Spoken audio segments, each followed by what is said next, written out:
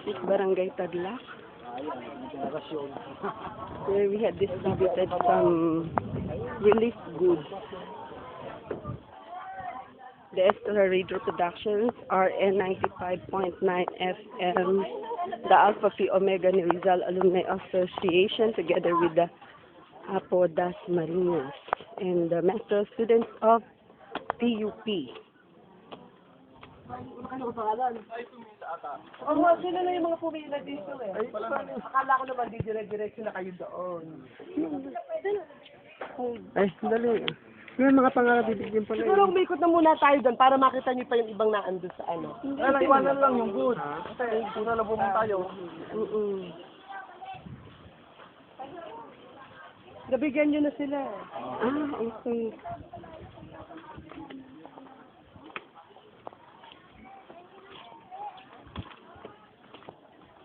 Meron pang natira na ibibigay. Ganun.